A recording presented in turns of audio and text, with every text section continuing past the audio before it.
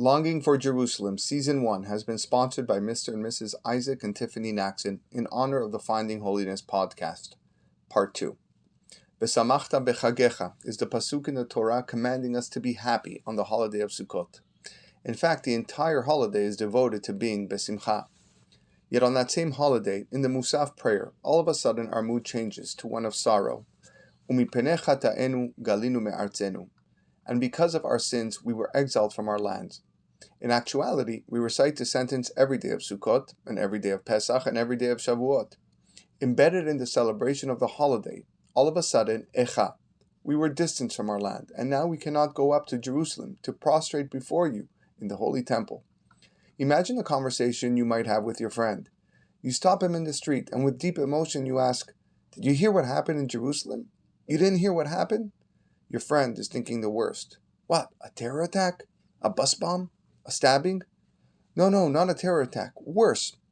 Today they didn't offer and bring the morning daily sacrifice and the afternoon daily sacrifice. Your friend responds, "Was that a joke?" It's not a joke. It's serious.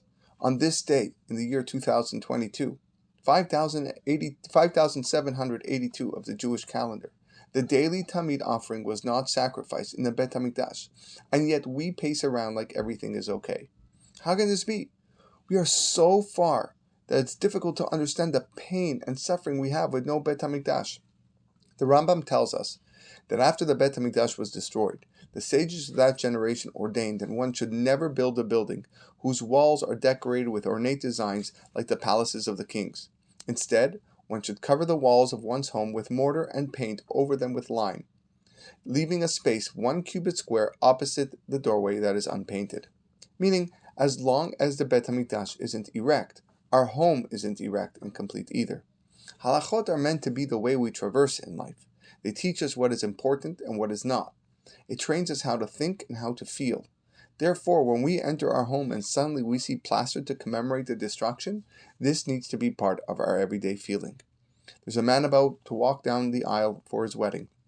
All the preparations are done, and now he recites a statement, Harei at mekudeshet li.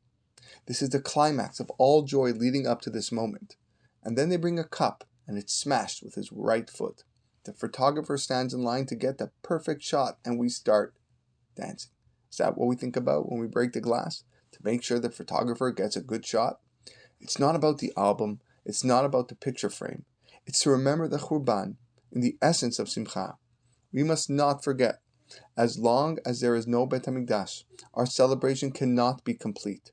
Once upon a time there was a Besamachta bechagecha, but mipenecha ta'enu galinu me'artzenu. Now that Simcha is gone.